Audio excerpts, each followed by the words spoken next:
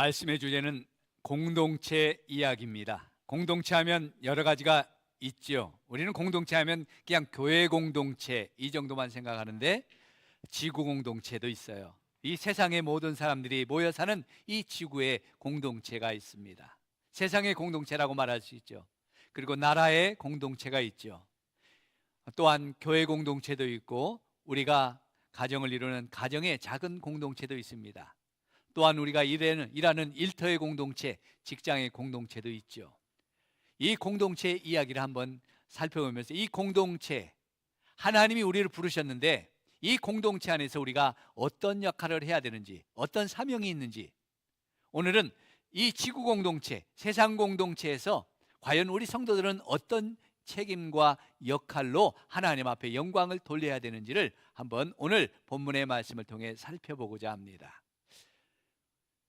세상은, 이 지구는 위기 가운데 있죠. 특별히 기후 위기 가운데 빠져 있죠. 이상 기후 때문에 많은 이제 고난들이 있고 문제들이 일어나고 지구가 몸살을 앓고 있습니다. 위기가 찾아왔죠. 또한 이 세상은 계속해서 전쟁의 위기가 끊지 않죠. 계속해서 전쟁이 곳곳에 일어납니다. 이스라엘의 그 전쟁과 또 이 우크라이나와 러시아의 전쟁, 얼마나 전쟁 속에서 많은 사람들이 또 죽고 위기를 당하는지 모릅니다. 거기에다가 이번에 트럼프라는 분이 미국 대통령이 된 다음에는 예측할 수 없는 세계에 또 위기가 찾아왔죠. 세계 정세가 되었습니다. 모든 나라들이 혼돈에 빠졌어요. 트럼프의 관세 전쟁 선포로 인해서 나라마다 손익계산을 하느라고, 손익을 계산하느라 모두가 바쁩니다. 이제 미국이 더 이상 손해보는 일을 하지 않겠다고 선언했기 때문이에요. 자국의 이익을 먼저 생각하고 챙기겠다는 계산입니다. 예전에 미국은 세계 질서를 위해서 세계 경찰 역할을 감당하는 나라로 자기들이 굉장히 자부심이 강했어요. 그래서 많은 나라들에게 나누어 주기도 하고 베풀기도 하고 이제 좀 원조도 많이 하고 또 자기들이 손해를 보지만 다른 나라들을 이렇게 챙기는 것도 봤어요. 그런데 이제는 그런 경찰 역할을 하지 않겠다는 겁니다. 그것을 포기하고 오직 미국의 이익만을 우선으로 하겠다는 선포를 우리 트럼프라는 대통령이 했어요. 이런 가치관은 이상할 것이 없습니다. 사실 어떻게 보면 이상한 게 아니에요. 왜 그래? 어쩌면 그래, 이기적이야? 그렇게 말할 수 있지만 하나님 없는 세계 질서요, 가치관의 기준이 바로 나 자신이기 때문에 그래요. 하나님 없는 세상은, 하나님 없는 가치와 그 기준은 뭐예요? 나 중심이에요. 나 외에는 없어요. 내가 먼저지 다른 사람이 먼저가 아니에요. 내게 이익이 되면 어제의 원수도 오늘의 친구가 될 수 있고요. 나에게 손해가 되거나 이익이 없으면 어제의 친구가 오늘 등을 돌리고 사는 게 세상의 기준이고 가치입니다. 죄송합니다.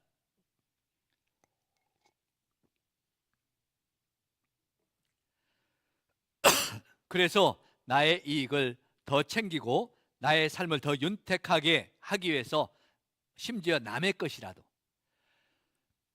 내 건 안 주는 것이 아니라 남의 것이라도 빼앗으려고 하는 그런 전쟁을 하기도 하죠. 현대는 총소리만 안 났지 매일매일 우리의 주변에도 그런 전쟁이 일어나고 있습니다. 총보다도 더 무서운 무역 전쟁, 경제 전쟁, 이런 이 산업의 전쟁들이 치열한 시대에 살고 있잖아요. 이런 나 중심, 내 나라 중심의 생각과 가치관, 그 결과로 어떻게 해요? 심지어 남의 것을 착취하고 빼앗는 전쟁이 옛날부터 있었습니다. 오늘날만 전쟁이 일어나는 거 아니에요. 옛날부터 내 것이 중심이 되기 때문에, 내가 중심이 된 세상에서는 언제나 빼앗고 뺏기는 이 전쟁이 쉬지 않았어요. 인류가 시작된 후에, 아니 아담과 하와가 그 범죄하고 에덴 동산에서 쫓겨난 다음에는 이제 서로를 돌아보는 그런 삶이 아니라 인류가 서로 더 갖겠다고 싸우고 죽이는 전쟁의 연속이었어요. 세계 역사를 보면 이 지구에 전쟁이 없는 날이 거의 없다고 그래요. 우리가 알지 못하는 곳에서 곳곳에서 날마다 전쟁이 일어났다는 거예요. 왜요? 서로 빼앗고 서로 빼앗기지 않으려고, 더 많이 가지려고 욕심을 내었기 때문이죠. 이런 인류의 여러 전쟁 중에 여러 나라가 연합하고 싸우는 세계 대전이 오늘 본문에 나와 있습니다. 어쩌면 세계 역사의 첫 번째 1차 세계 대전이라고 말할 수가 있죠. 지금까지는 나라와 나라의 어떤 작은 나라의 전쟁이었다면 오늘 나오는 전쟁은 나라와 나라들의 연합, 그리고 대륙과 대륙의 전쟁이 벌어지는 세계대전의 모습입니다. 왜 이런 전쟁이 일어났을까요? 이런 전쟁이 일어난 이유가 무엇일까요? 오늘 본문 1절로 4절 말씀을 보면서 왜 이런 전쟁이 일어났을까? 세계전쟁이 왜 일어났을까? 우리 한번 같이 살펴보겠습니다. 1절로 4절 말씀 한 절씩 교독합니다. 당시 시날왕 아므라벨과 엘라살 왕 아리옥과 엘람 왕 그돌라오멜과 고임 왕 디다리,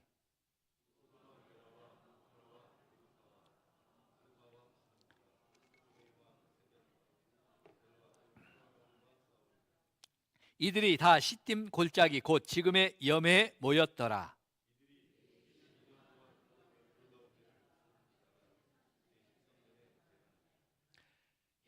왜 전쟁이 일어났어요?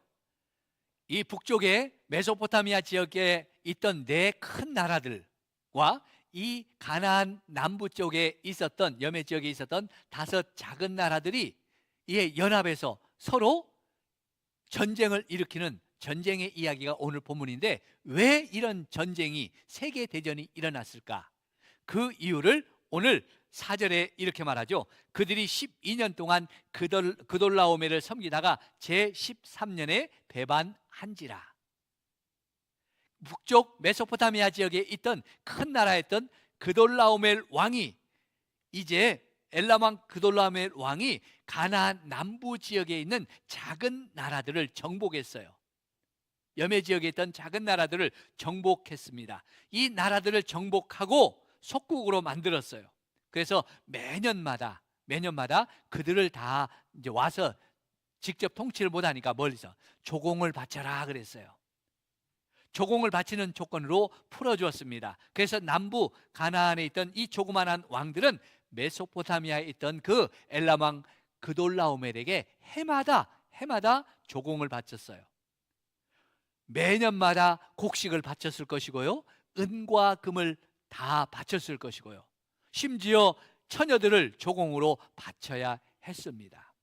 여러분, 우리도 중국에 이런 조공을 바쳤던 시대가 있었잖아요. 그런 것을 보면은 그랬었구나라는 생각이 들었을 거예요. 여러분, 침략군이 식민지 백성을 살살 다룰까요? 조공을 바칠 때 조금만 바쳐라, 적당히 바쳐라, 너희 먹을 거 남겨놓고 바쳐라, 이렇게 말할까요? 일제 36년에 우리가 식민지 생활을 했던 것을 한번 기억해 보세요. 저는 어머니와 아버지에게 그 식민지, 그 일제시대 때 이야기를 참 많이 들었어요. 얼마나 많은 것을 수탈해 갔는지를 직접 들어서 늘 기억하고 있습니다. 여러분, 직접 경험하신 분도 아마 계실 거예요. 우리나라가 식민지 지배를 받을 때 어떻게 수탈해 갔습니까? 쌀이면 쌀, 철이면 철, 심지어 밥그릇, 놋그릇까지 다, 숟가락까지 다 뺏어갔다고 그래요. 왜요? 전쟁 물자로 쓰려고요. 먹을 것은 최소한 남겨두고 뺏어갔을까요? 야, 너희들 양식 먹을 건 남겨두고 내가 가져갈게 그랬을까요? 아니요, 싹 숨겨놓은 것까지 다 이렇게 빼앗아갔다고 그래요. 그래서 저희 어머님 아버님은 나무 껍질 벗겨먹고 살았다고 그러더라고요. 산나물 뜯어다가 그거 먹고 살았대요. 일본 사람들이 신장로 내주고 철도 이렇게 깔아주어서 한국이 근대화했다고, 한국이 그래서 근대화했다라고 이렇게 말하시는 분이 있습니다. 가끔 있어요. 여러분, 그건 우리 것을 내 것을, 우리 것을 더 많이 수탈해 가려고, 더 많이 가져가려고 그들이 신당로 깔았고 그 철도길 만들었지 결코 우리를 위해서 만들어준 건 아니에요. 그걸 잊어서는 안 되죠.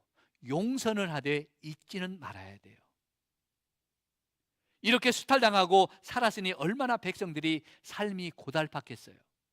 그래서 이 가나안 남부에 그 조공을 12년 동안이나 바쳤던 그 백성들이 얼마나 그 힘들었는지, 그 왕도 너무너무 살기가 힘드니까 그 12년 동안 섬기다가 13년째는 조공을 안 바쳤어요. 안 보냈어요. 배신했습니다. 거부했습니다.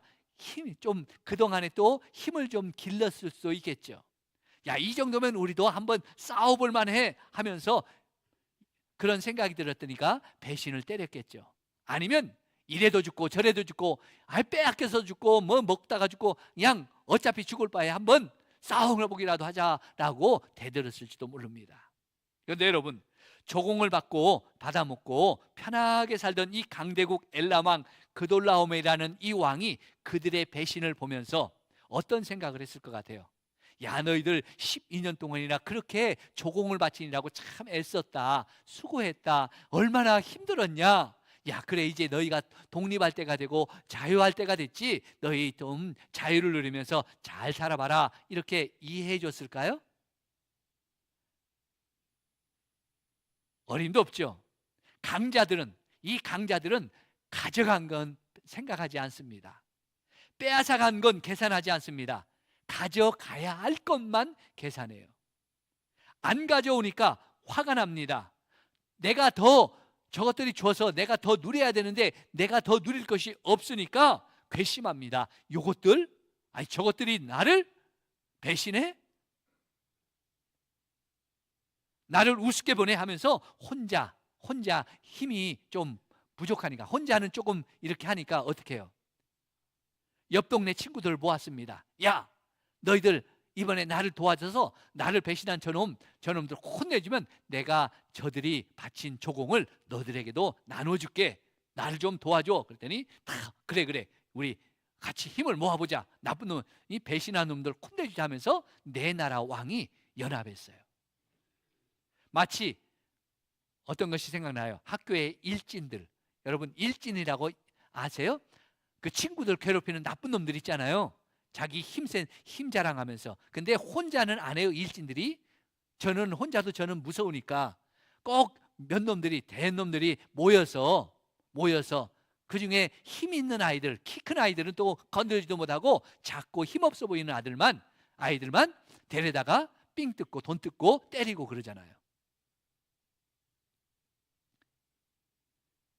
이 메소포타미아 있던 그돌라오멜도 마찬가지예요. 자기 혼자 쳐들어와서 그놈도 혼내주기는 또 무서우니까 다 자기도 연합군을 만들었어요.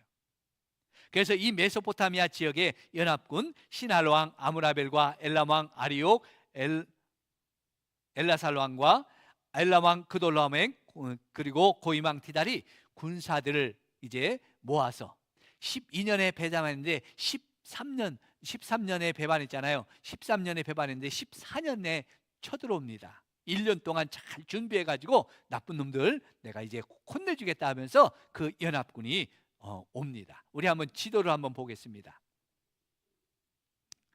여기 보면 그 오른쪽에 이 파란 줄이 그 네 왕들이 침략하는 그런 통로예요. 저 위에 있는 메소포타미아 지역에서 네 왕들이 이제 침략하는데, 어디에 있냐면 그 5 왕들은 염해 밑에 조그만한 빨간 거 있잖아요. 그 빨간 걸로 이렇게 표시한 작은 왕들이에요. 거기에 있는 왕들이었어요.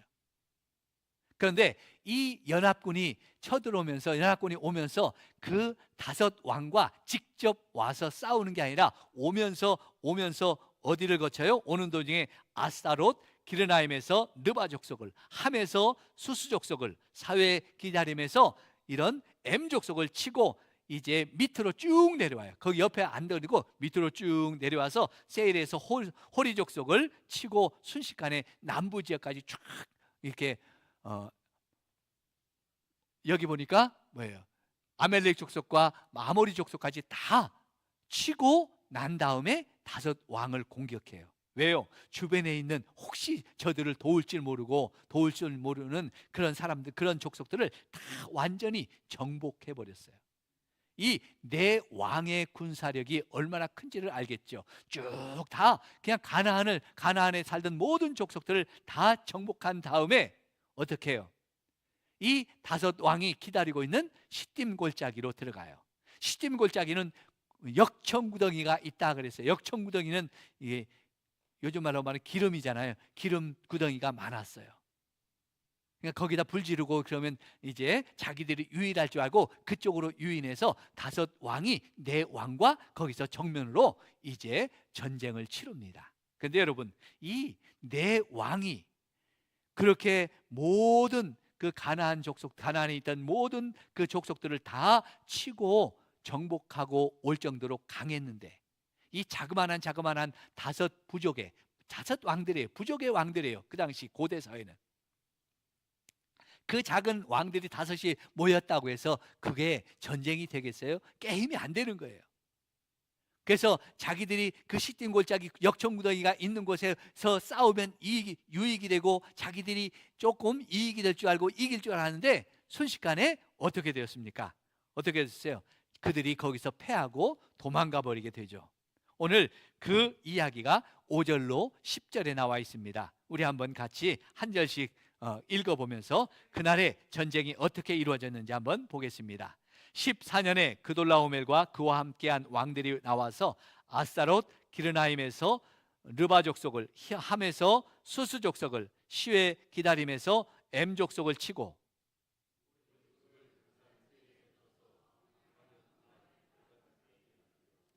그들이 돌이켜 엔미스밭 곧 가데스에 이르러 아말렉 족속과 온 땅에 하사다손 다말에 사는 아모리 족속을 친지라.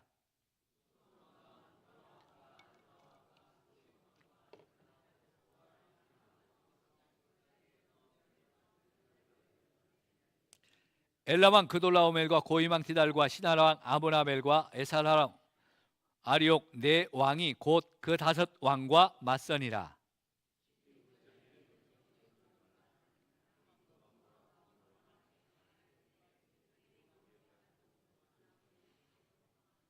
예. 어떻게 됐어요? 그 강한 네 연합군이 이 다섯 왕들과 싸워서 어떻게 해요? 다섯 왕들은 그 시든 골짜기에서 다 자기들이 빠지고 자기들이 도망가고 자기들이 패하고 이제 완전히 무너졌죠. 배신했다가 가지고 있는 것조차 다 빼앗겨 버렸어요. 사람도 빼앗겨 버리고 다 자기들의 재산도 다 털렸습니다. 빈털터리가 되어 버렸어요. 이렇게 세상은 강한 자에게 덤비고 배신하면 이렇게 돼요. 지금 우크라이나가 그러죠. 러시아에게 덤볐다가 미국이 안 도와주니까 이제 완전히 망해가는 그런 나라가 되어버렸잖아요. 지금 유럽이 난리 났습니다. 미국이 나토를 통해서 이제 유럽을 지켜준다고 했다가 트럼프가 다 빼버렸잖아요. 안 도와줘 그랬어요. 근데 유럽이 난리가 났어요. 그 자주국방, 우리나라는 내가 지켜야 되는구나, 남이 안 지켜주는구나, 미국 믿었다가 큰일 나겠구나 했다가 해서 지금 유럽은 지금 자주국방, 자기들 스스로 이제 무장하고 전쟁을 할 수 있는 그런 준비를 하기 위해서 난리가 났어요. 그래서 우리나라에 와서 전차도 사가고 비행기도 사가고 미사일도 사가잖아요. 우리나라 이 군수 사업이 그래서 지금 막 호황이라고 하잖아요. 여러분, 나라는 누가 지켜줘요? 아무도 안 지켜줘요. 내가 지켜야 돼요. 자기 나라는 자기가 지켜야 돼요. 그렇다고 무기를 많이 사가고 무기를 많이 준비하면 그 나라가 잘 지켜질까요? 아니요, 그것도 아니에요. 하나님이 지켜주지 않으면, 하나님이 보호하지 않으면 소용이 없는 줄 믿습니다. 우방도 믿을 게 없어요. 무기가 많다고 핵무기장을 한다고 이 나라가 지켜지고 우리가 전쟁에서 승리하는 것도 없어요. 하나님이 우리를 지켜야만, 하나님이 우리를 보호해 주셔야만 우리가 지키는 줄로 믿습니다. 이 이것을 우리가 잊어서는 안 돼요. 오늘 그 전쟁의 이야기가 그래요. 그들이 아무리 많은 것을 준비했어도 그렇지 않아요. 그런데 오늘 문제는 더 큰 문제는 뭐예요? 이 문제는 느닷없이 고래 싸움에 새우등이 터지는 역사가 있죠. 고래 싸움에 새우등이 터져버렸어요. 큰 고래들이 싸우는데 새우가 그 고래 싸움에 등이 터져버렸어요. 누구 등이 터져버렸어요? 그 네 왕과 다섯 왕의 세계 전쟁이 터지는 바람에 누구 등이 터졌어요? 소돔에 살았던 롯이라는 아브라함의 조카 롯의 등이 터져버렸어요. 잘 살아보겠다고 좋은 땅, 에덴 동산 같은 물이 많은 그 소할 땅을 욕심내어서 차지했잖아요. 13장에 보면. 그런데 그렇게 차지하고 갔던 롯이 어떻게 되었습니까? 오늘 보면 11절과 12절 말씀 한번 같이 읽어봅니다. 12절과 12절입니다. 같이 읽습니다. 네 왕이 소돔과 고모라의 모든 재물과 양식을 빼앗아가고 소돔에 거주하는 아브라함의 조카 롯도 사라도 잡고 그 재물까지 노략하여 갔더라.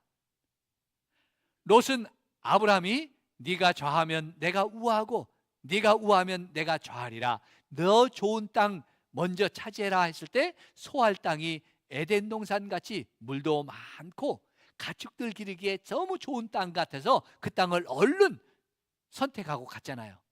그 소할 땅은 정말 물도 많고 목축지가 참 좋았어요. 푸른 초장이 같았어요. 그래서 거기서 이 롯은 가축을 많이 길렀습니다.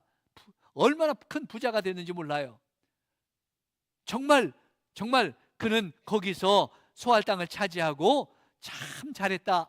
내가 이 땅을 선택하기 참 잘했지 하는 그런 마음으로 정말 가축들이 어마하게 번성해서 큰 부자가 됐습니다. 그래서 소돔성에 들어가서 부자 노릇도 했고 어른 행세도 하면서 유지 행세도 하면서 제법 폼잡고 잘 살았어요. 폼나게 살고 있었습니다. 그런데 어느 날 원치 않는 남들의 전쟁이 일어났어요. 이 전쟁에서 이 롯은 아무런 잘못이 없어요. 그 북부의 네 왕과 남부의 다섯 왕들이 자기의 욕심에 따라 싸우고 전쟁했죠.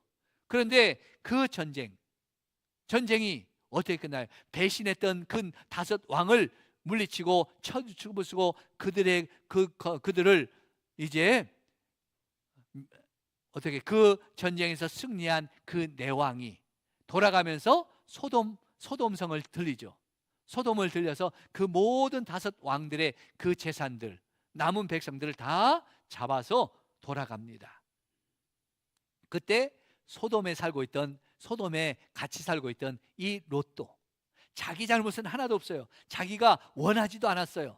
자기가 전쟁에 끼어지지도 않았어요. 그렇지만 거기에 살았다는 이유로 이 롯의 그 모든 재산도 다 빼앗겼어요.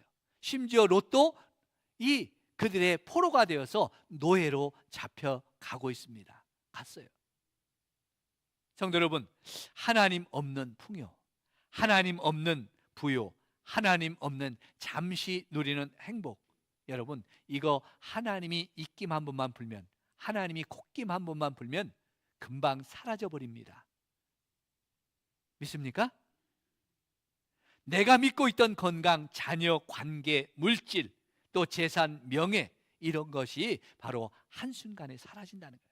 하나님 없는 것들은 이렇게 우리가 굉장히 이것들이 내 인생을 지킬 것 같고 내가 누릴 것 같고 내가 가질 것 같고 내가 뭔가를 할 것 같은데 이 롯을 보니까 하나님을 떠난 인생은 순식간에 없어지는 거예요.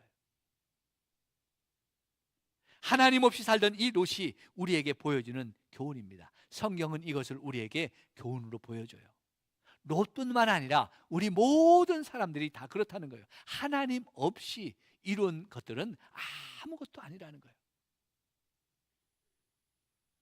이와 반면에 하나님만 의지하고 하나님만 섬기며 그 롯을 떠나보내고 그 척박한 가나안 땅을, 헤브론 땅을 선택했던 그 아브람, 그는 롯처럼 그 부자가 금방 부자가 되지 못했고 금방 풍요로움을 누리지 못했을지도 모릅니다. 남들 보기에 더 그렇게 성공하지 못했을지도 모릅니다. 그렇지만 오늘 그 하나님을 섬기며 하나님과 함께했던 이 아브라함이 이 전쟁에서 어떤 역할을 합니까? 아브라함도 이 전쟁의 역할을 하게 되죠. 어떤 역할을 하는지 우리 본문 13절로 16절 말씀 같이 한번 봅니다. 13절로 16절 말씀 우리 한 절씩 교독하겠습니다. 도망한 자가 와서 히브리 사람 아브라함에게 알리니 그때 아브라함이 아모리 족속 마므레 상수들이 숲을 근처에 거주하였더라. 마므레는 에스골의 형제요 또 아넬의 형제라. 그들은 아브라함과 동맹한 사람들이더라.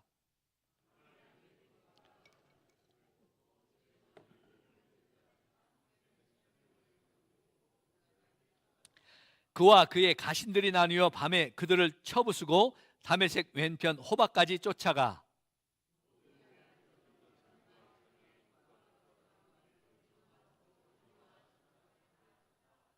아멘.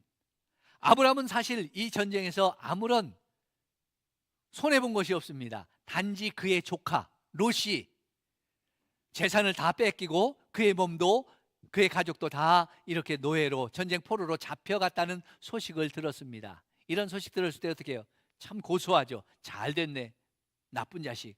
욕심 부리더니 하나님 떠나 살더니 잘 됐구만. 이제 지가 알아서 하겠지. 이렇게 나무라 할 수도 있습니다. 뭐 크게 나에게 손해되는 게 없잖아요. 그리고 아브라함이 이 소식을 들을 때 그 가나안의 모든 그 왕들을 이기고 승리해간 그 큰 군대 내 왕의 연합군을 아브라함 힘으로 이길 수도 없잖아요. 내가 도와주고 싶어도 나 힘없어. 야, 내가 그들을 어떻게 하겠어? 그 큰 데를 이길 힘이 없고 능력도 없는데 난 못해 하고 포기할 수도 있잖아요. 그런데 아브라함은 어떻게 해요? 조카 롯이 그렇게 위기를 당했을 때 남몰라 하지 않죠. 그가 자기 집에서 기르고 함께 동맹을 맺은 사람들의 도움을 받아서 318명을 데리고 어떻게 해요? 지도를 한번 보겠습니다. 얼마나 열심히 쫓아갔는지. 이 왼쪽으로 이제 거기서부터 헤브론에 살던 아브라함이 쭉 쫓아갑니다. 이쪽으로 이제 올라가는데 이쪽으로 지름길을 통해서 그쪽으로 쭉 올라가죠. 단까지 쫓아가요. 단에서 만나요. 여러분, 이 전쟁에서 승리하고 전리품을 많이 가지고 노예들을 끌고 가는 그 전쟁의 승리자들이 어떻게 가겠습니까? 가다가 밤이 되면 쉬면서 술 파티, 고기 파티, 그냥 축제를 벌이겠죠. 많은 전리품을 빼앗아 왔으니 얼마나 기쁘고 좋겠어요. 그 밤에도 그냥 먹고 마시면서 즐기면서 그 밤에 그 기쁨을 승리의 기쁨을 누리고 그 취해 있던 그 군대를 어떻게 해요? 318명이 나뉘어서 기습을 해서 이기는 거예요. 물론 하나님의 도우심이 더 크겠죠. 하나님이 이기게 하셨으니까 적은 군대라도 이길 수가 있죠. 그들이 쫓아갑니다. 어디까지 쫓아가냐면 단에서 호박까지 더 쫓아가요. 끝까지 쫓아가서 그 롯과 그의 빼앗긴 그 재산과 그들이 가나안에서 그 빼앗은 모든 노획물들을 다시 아브라함이 다 찾아와요. 할렐루야. 할렐루야. 이로 인해서 아브라함이 가나안에서 어떤 왕보다도 높임을 받고 또 하나님 앞에 영광을 돌리는 기회가 되죠. 어떻게 그가 높임을 받고 영광을 돌리는지 우리 한번 17절로 24절 말씀 한 절씩 교독해서 확인하겠습니다. 아브라함이 그돌라오멜과 그와 함께한 왕들을 쳐부수고 돌아올 때 소돔 왕이 사회 골짜기 곧 왕의 골짜기로 나와 그를 영접하였고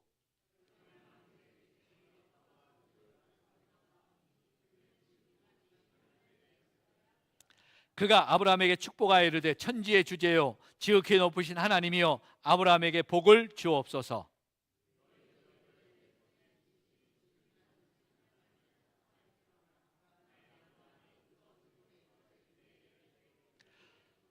소돔 왕이 아브라함에게 이르되 사람은 내게 보내고 물품은 내가 가지라.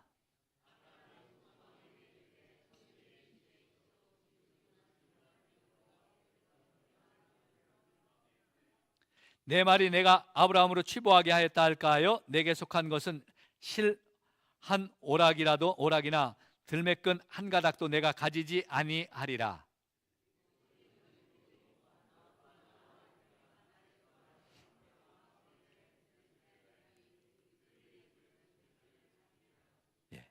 가나안의 5 왕도 이기지 못했던 그 그돌라오멜의 연합군을 아브라함이 318명을 가지고 가서 이기고 빼앗긴 것을 다 찾아올 때, 그 잘났던 이 소돔 왕이 그 숨었던 꼴짝에서 나와서 잘난 체합니다.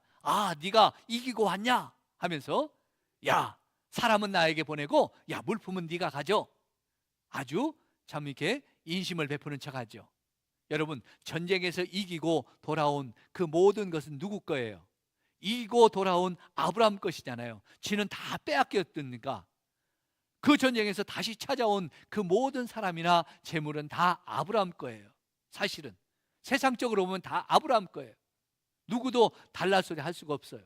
근데 자기 달래요. 살렘왕, 오늘 보니까 또 살렘왕 멜기세덱이 와서 하나님을 찬송하며 너를 승리케 하신 분은 하나님이야 라면서 하나님께 영광을 돌립니다. 그때 아브라함이 뭐라고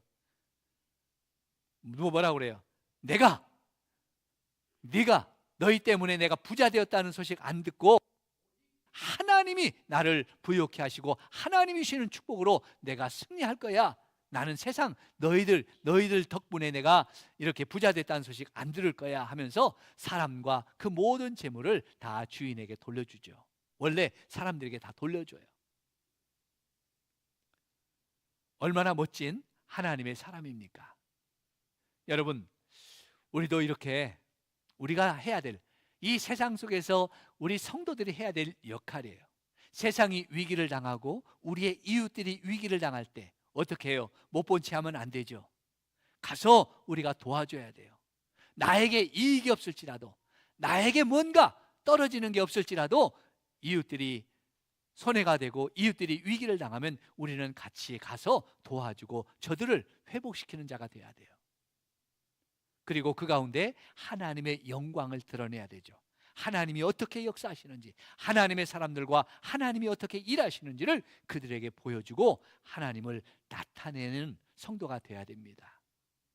그런 성도들 되시길 축복합니다. 이 시대 아브라함같이 세상에 선한 영향력을 끼치는 성도가 되어라고 우리를 이 시대에 이 세상 가운데서 불러주셨습니다. 또 하나, 우리는 세상을 의지하면 안 되죠. 사람을 의지하면 안 돼요. 우리는 끝까지 하나님만을 의지해야 돼요. 나를 지키시는 분도 하나님이시고 나를 축복하시는 분도 하나님이시고 내 인생을 하나님이 보장하시는 분도 하나님이셔요.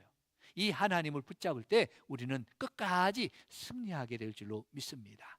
이런 자들과 하나님은 동행하시는 줄로 믿습니다. 세상 속에서, 이 세상이라는 공동체에서, 이 지구라는 공동체에서, 이 나라라는 공동체에서 저와 여러분, 하나님이 하나님의 백성으로 불러주신 이유는 하나님의 영광을 나타내고 선한 영향력을 통해서 하나님 앞에 기쁨이 되라고 불러주신 줄로 믿습니다. 이런 역할을 감당하는 저와 여러분 되시기를 주의 이름으로 간절히 축복합니다. 축복합니다. 우리 같이 일어나셔서 우리 6월 주제 찬송, 우리 저 높은 하늘 위로 밝은 태양 떠오르듯이 우리 함께 힘있게 같이 찬송합니다.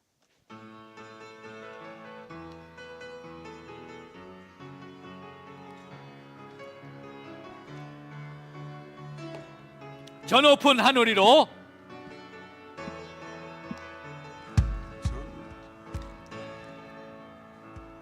저 높은 하늘 위로 밝은 태양 떠오르듯이 주저앉지 않으리. 난 주저앉지 않으리. 어떤 어려움에도 주의 길을 선택하리. 빛 가운데로 오르리.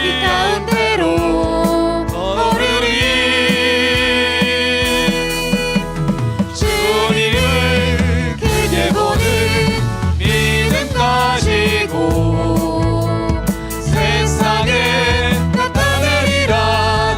놀라운 주의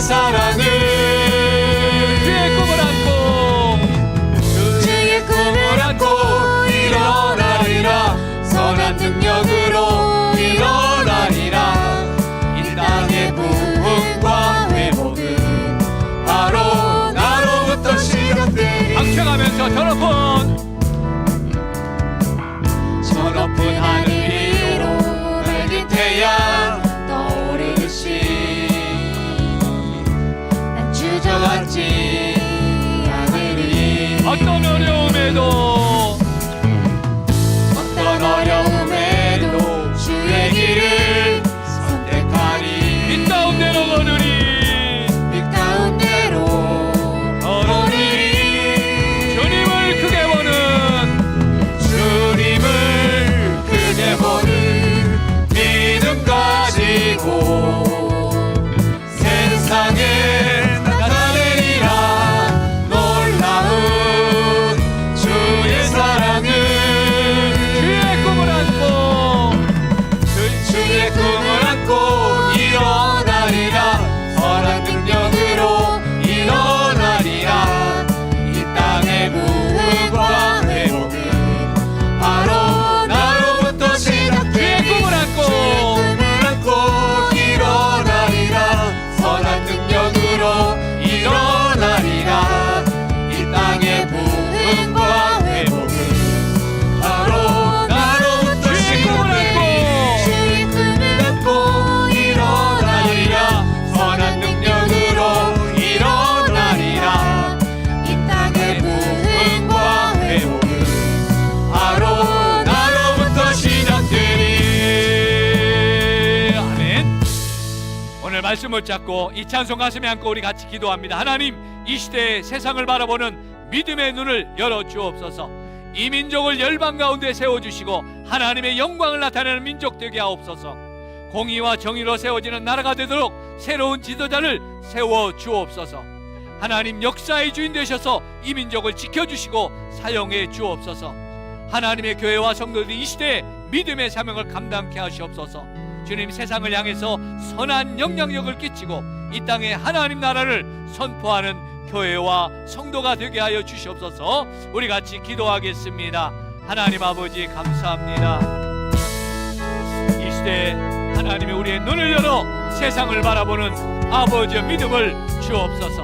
이 민족을 열방 가운데 세우시고 이 백성을 아버지여 주님 이 땅 가운데 세우셨사오니 하나님 영광을 나타내는 아버지여 이 민족 이 백성 되게 하여 주시옵소서. 아버지여 공의와 정의로 세워지는 나라가 되도록 하나님 역사해 주시옵시고 아버지여 역사에 주인 되셔서 이 민족을 사용해 주옵소서. 선한 지도자가 아버지여 세워지길 원합니다. 또한 아버지 한국교회와 성도들이 이 시대 믿음의 사명을 감당하고 세상을 향하여서 선한 영향을 끼치고 이 땅에 하나님 나라를 선포해가는 거룩한 아버지와 백성의 사명을 감당하는 저희들 되게 해 주시옵소서. 하나님 아버지, 이 시간 우리의 눈을 열어 믿음으로 이 땅을 바라보게 하시고 아버지의 이 세상을 바라보게 주옵소서. 이 민족을 열방 가운데 세우시고 하나님의 영광을 위해 쓰임받게 하여 주옵소서. 하나님, 교회와 성도들이 이 시대에 믿음의 사명을 감당하길 원합니다. 세상을 향하여 선한 영향을 끼칠 수 있도록 하나님 은혜를 주시고 능력을 주시고 이 땅에 하나님 나라를 선포하는 주의 백성들 되게 하여 주옵소서. 이제는 우리 주 예수 그리스도의 은혜와 하나님 아버지의 놀라우신 사랑하심과 성령 하나님의 감화 감동하심과 역사하심과 충만하심이 이 시대에 세상을 바라보는 눈을 열어주셔서 하나님의 백성으로서 세상에 선한 영향력을 끼치고 하나님 나라를 이 땅에 선포하며 하나님 영광을 위해 살아가는 거룩한 백성, 하나님 백성 되기를 원하는 우리 모든 성도들 머리머리 위에와 그 심령 위에, 가정과 일터와 생업 위에, 이 나라와 이 민족 위에와 우리 성산교회 위에 이제로부터 영원토록 함께 있을지어다. 아멘.